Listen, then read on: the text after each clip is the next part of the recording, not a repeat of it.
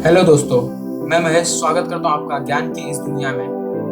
तो चलिए स्टार्ट करते हैं आज का टॉपिक, जो कि है इंग्लिश ग्रामर। और ये इस सीरीज का पहला लेक्चर है। इसके बाद आपको इसके बहुत सारे पार्ट्स मिलेंगे। इस पहले पार्ट में मैंने सिर्फ इंट्रोडक्शन दिया है। इंग्लिश ग्रामर के ऊपर बेस्ड बहुत सारे क्वेश्चन लगभग सभी एग्जाम्स में पूछे जाते हैं, चाहे वो स्कूल का एग्जाम हो, कॉलेज का एग्जाम हो या फिर कोई गवर्नमेंट का एग्जाम हो। इसीलिए इंग्लिश ग्रामर की स्टडी बहुत ज़्यादा इंपॉर्टेंट बन जाती है। तो चलिए स्टार्ट करते हैं। इंग्लिश ग्रामर में सबसे पहले पार्ट्स ऑफ स्पीच आता है, जिसके टोटल 8 पार्ट्स होते हैं, जैसा कि आपको यहाँ दिखाई दे रहा है। पहला noun, pronoun, verb, adverb, adjective, preposition, conjunction, interjection. ठीक है, एक एक करके हम इस पूरी सीरीज में एक एक करके हर एक पार्ट्स को देखेंगे और इसके सब पार्ट्स को भी देखेंगे। और इसके बाद हर वीडियो के एंड में मैं आपको 10 क्वेश्चन का एक एक्सरसाइज दूंगा जो आपको सॉल्व करना है। और यदि कोई डाउट हो उसके अंदर तो आप कमेंट करके मुझे पूछ सकते हैं, और सॉल्व करने के बाद उसका आंसर भी आपको कमेंट करना है। तो चलिए स्टार्ट करते हैं। सबसे पहला पार्ट यानी कि नाउन। तो सबसे पहले हम देखेंगे नाउन का डेफिनेशन क्या है। Noun is the name of a person, place, thing, action etcetera. इसका क्या मतलब होता है?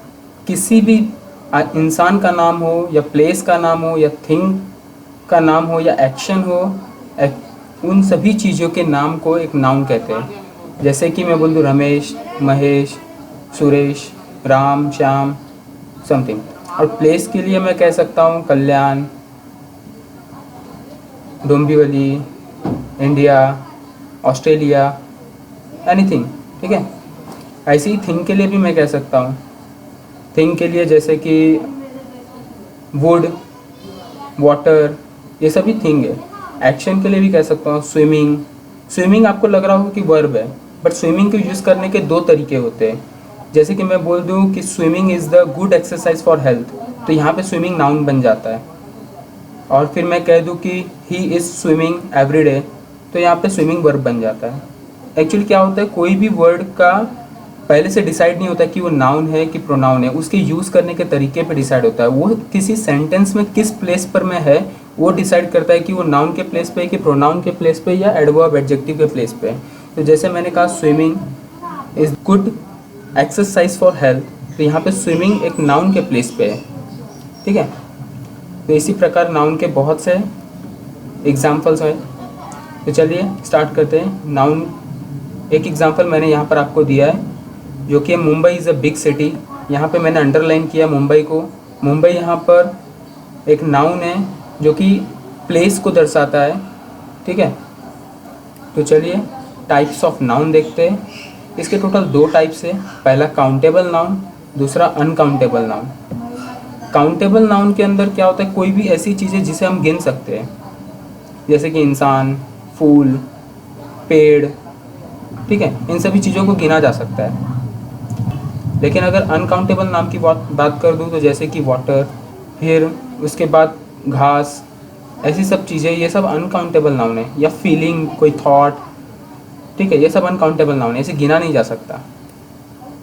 काउंटेबल नाउन के अंदर भी 3 पार्ट्स होते हैं, proper noun, common noun, collective noun. और अनकाउंटेबल नाउन के अंदर 2 पार्ट्स होते हैं, मटेरियल नाउन और एब्स्ट्रैक्ट नाउन। प्रॉपर नाउन क्या होता है? प्रॉपर नाउन मतलब कि किसी का कोई फिक्स नेम, जैसे मैंने कह दिया राम, या मैंने कह दिया कल्याण स्टेशन, तो ये सब फिक्स है। कल्याण एक ही है, राम भी एक ही होगा। मतलब ऐसा नाम जो किसी पर्टिकुलर पर्सन को या पर्टिकुलर थिंग को दर्शाता हो। कॉमन नाउन क्या होता है? कॉमन नाउन मतलब कि जैसे मैंने कह दिया स्टेशन, तो स्टेशन कौन सा स्टेशन, इससे आपको कोई किसी परफेक्ट प्लेस को नहीं दर्शा रहा है, किसी परफेक्ट स्टेशन को नहीं दर्शा रहा है। आप स्टेशन से क्या समझेंगे? स्टेशन से तो बहुत सारे स्टेशन होते हैं, तो स्टेशन में कौन सा स्टेशन? तो स्टेशन एक कॉमन नाउन है। जैसे मैंने कहा सिटी, अभी मैंने ऊपर ही एक एग्जांपल दिया था, Mumbai is a big city. यहाँ पे मुंबई एक प्रॉपर नाउन था। ठीक है, मुंबई से पता चलता है कि हाँ ये मुंबई। ठीक है, लेकिन सिटी से आपको नहीं पता चलेगा, सिर्फ लिख दिया मैंने सिटी, तो कौन सा city? It's a common noun. ठीक है, तो ये कॉमन नाउन होता है। कलेक्टिव नाउन, कलेक्टिव नाउन मतलब कि बहुत सारे लोगों का ग्रुप, जैसे ज्यूरी, मतलब जजेस का जो ग्रुप होता है उसे ज्यूरी बोलते हैं। ठीक है, फिर क्रिकेट प्लेयर्स की बात कर दूँ तो उसके अंदर बहुत सारे प्लेयर्स होते हैं, एक ग्रुप को बोलते हैं कलेक्टिव नाउन। ठीक है। ऐसे ही अनकाउंटेबल नाउन में जो पहला पार्ट होता है मटेरियल नाउन, जैसे कि सिलिकॉन, हाइड्रोजन, कोई भी मटेरियल आप किसी भी चीज़ को ले सकते हैं, वुड, वाटर, ये सभी मटेरियल्स में मटेरियल नाउन आते हैं। उसके बाद आता है एब्स्ट्रैक्ट नाउन। एब्स्ट्रैक्ट नाउन आपकी फीलिंग को दर्शाता है, थॉट्स को दर्शाता है, जैसे आप सैड है, खुश है, इसे कहते हैं एब्स्ट्रैक्ट नाउन। ठीक है, तो बात करते हैं काउंटेबल नाउन के बारे में। काउंटेबल नाउन, इसके अंदर मैंने लिखा क्या, helping verb and pronoun for countable noun will be singular if given subject is singular. अगर किसी सेंटेंस में जो सब्जेक्ट है वो सिंगुलर दिया हो तो उसी के हिसाब से उसके प्रोनाउन और उसके हेल्पिंग वर्ब डिसाइड होते हैं। जैसे मैंने कहा he is a good boy, तो ही एक सिंगुलर है, इसीलिए इज़ लगेगा, क्योंकि इज़ भी एक सिंगुलर हेल्पिंग वर्ब होता है। और एक बात, अगर सब्जेक्ट प्लूरल हो जाए तो हेल्पिंग वर्ब और प्रोनाउन भी प्लूरल होगा। चलिए यहाँ पर मैंने 2 एग्जाम्पल लिया है। सबसे पहला एग्जाम्पल है Rakesh is a boy and he studies in 10th standard. तो यहाँ पे राकेश एक प्रॉपर नाउन है और ये सिंगुलर है, इसीलिए हेल्पिंग वर्ब जो है इज़, ये भी एक सिंगुलर लगाया गया है। और इसके आगे जब मैंने इसका प्रोनाउन यूज़ किया जो कि ये ही, ये भी एक सिंगुलर है। ठीक है, तो अब आपको समझ में आ गया रहेगा, यदि सब्जेक्ट सिंगुलर हो तो हेल्पिंग वर्ब भी सिंगुलर होता है और प्रोनाउन भी सिंगुलर होता है। ऐसे ही दूसरा एग्जांपल है these dogs are black in colour. यहाँ पे आपको डॉग्स दिख रहा है, ये प्लूरल है, इसीलिए मैंने यहाँ पे हेल्पिंग वर्ब आर प्लूरल लिया है। ठीक है, तो अब बात करते हैं अनकाउंटेबल नाउन की। अनकाउंटेबल नाउन हमेशा सिंगुलर होता है, ये कभी भी प्लूरल नहीं हो सकता, इसीलिए इसके लिए जो हेल्पिंग वर्ब और प्रोनाउन यूज़ किया जाएगा वो भी हमेशा सिंगुलर होगा। जैसे मैंने एक एग्जांपल लिया, calcium is a good mineral for health. यहाँ पे कैल्शियम यूज़ किया मैंने, ये एक अनकाउंटेबल नाउन है। मैंने आपको बताया था अनकाउंटेबल में 2 टाइप्स होते हैं, एक मटेरियल और एब्स्ट्रैक्ट। इसमें से कैल्शियम मटेरियल नाउन में आता है, ये हमेशा ही सिंगुलर के फॉर्म में एग्जिस्ट करेगा, आप कैल्शियम्स नहीं बोल सकते, आपको हमेशा कैल्शियम ही यूज़ करना होगा। अगर ये सिंगुलर है, जैसे कि मैंने ऊपर लिखा है कि अनकाउंटेबल नाउन हमेशा सिंगुलर होता है, इसीलिए इसके लिए जो यूज़ किया जाता है हेल्पिंग वर्ब और प्रोनाउन वो भी सिंगुलर होता है। तो अगर कैल्शियम सिंगुलर है तो आगे जो इज़ यूज़ किया वो भी एक सिंगुलर यूज़ किया है मैंने। कैल्शियम के अकॉर्डिंग ही हमें हेल्पिंग वर्ब यूज़ करना है, यानी कि सब्जेक्ट के अकॉर्डिंग हमें हेल्पिंग वर्ब यूज़ करना है। कैल्शियम सिंगुलर था इसलिए इज़ भी सिंगुलर। ठीक है, एक और सेंटेंस लेते हैं। The glass was full of waters. यहाँ पे ये जो वाटर्स है, सबसे पहले तो इस सेंटेंस का मतलब क्या होता है। The glass was full of waters मतलब एक ग्लास पानी से भरा हुआ है, लेकिन जो पानी होती है यानी कि वाटर होता है वो कभी भी प्लूरल नहीं होता। इसका मतलब ये सेंटेंस रॉन्ग है। हाँ, बट ये वर्ड रॉन्ग नहीं है। ठीक है, मैं आपको बताता हूँ कैसे। इस सेंटेंस में the glass was full of water आएगा, ना कि वाटर्स। बट वाटर्स का भी मीनिंग होता है, जैसे कि वाटर मतलब होता है पानी। इस सेंटेंस में मैं यदि यूज़ करता तो the glass was full of water use करता, यानी कि एक ग्लास जो कि पानी से भरा हुआ है। लेकिन वाटर्स मतलब होता है समुद्र, सी, ओशियन। ठीक है, तो वाटर्स का भी मीनिंग होता है, बट आप इस वर्ड को यहाँ यूज़ नहीं कर सकते। जरा इमेजिन कीजिए, the glass was full of sea, doesn't make any sense, इसलिए ये सेंटेंस रॉन्ग हो जाएगा। आपको इसकी वाटर्स की जगह वाटर यूज़ करना होगा।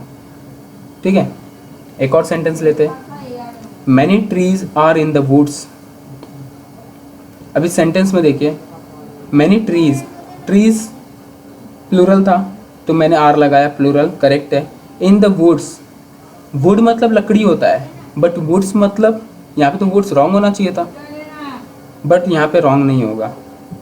ठीक है, वुड्स का मतलब होता है जंगल, फॉरेस्ट।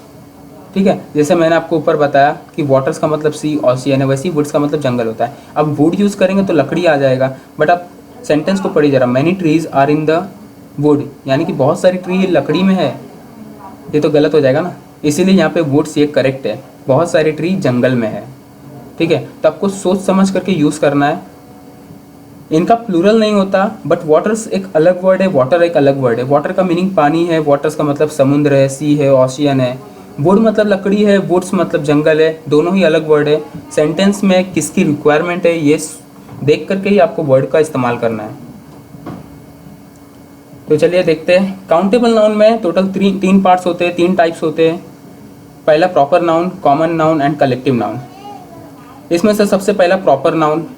प्रॉपर नाउन क्या होता है? A proper noun is a name of someone something which denotes a particular person और थिंग। ठीक है, जैसे कि मैंने आपको स्टार्टिंग में बताया था, ऐसा कोई नाउन जो किसी पर्टिकुलर पर्सन या किसी पर्टिकुलर प्लेस या पर्टिकुलर थिंग को डिनोट करता हो। एग्जाम्पल्स दिया मैंने आपको, राम, कल्याण, इंडिया एक्सेट्रा। ठीक है, अब राम से एक ही बंदे राम को ही पकड़ेंगे, कल्याण से कल्याण ही पहुंचेंगे, इंडिया से आप इंडिया कंट्री को ही पकड़ेंगे। ठीक है। Articles are avoided before the proper noun, ये आपको ध्यान रखना है, और ये हर जगह 100% जगह अप्लाई नहीं होगा।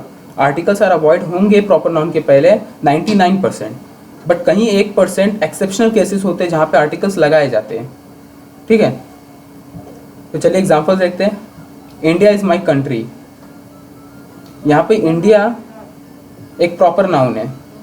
ठीक है, और उसके बाद मैंने दूसरा एग्जांपल लिया, the India is my country.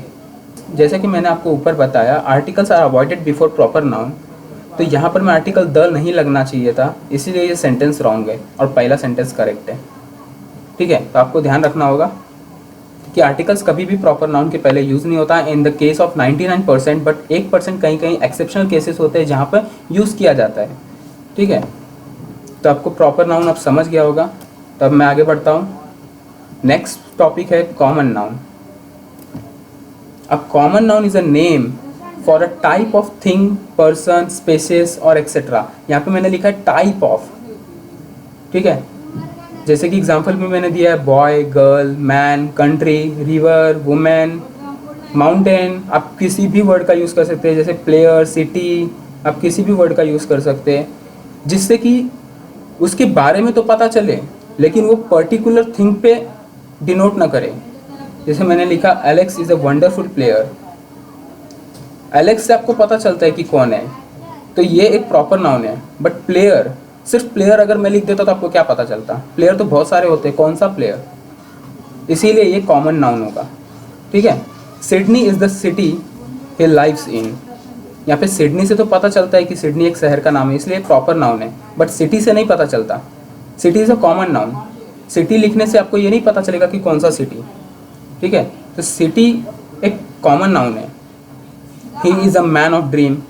Same यहाँ पे भी मैन से आपको नहीं पता चलता कौन, मैन तो बहुत सारे होते हैं, आप पर्टिकुलर पर्सन को डिनोट नहीं कर रहे हैं यहाँ पर, लेकिन ही लिखने से आप उसकी तरफ इशारा कर रहे हैं। तो जैसा कि मैंने वीडियो की शुरुआत में आपको बताया था कि इस वीडियो के लास्ट में मैं आपके लिए एक एक्सरसाइज दूंगा जिसके अंदर 10 क्वेश्चन है।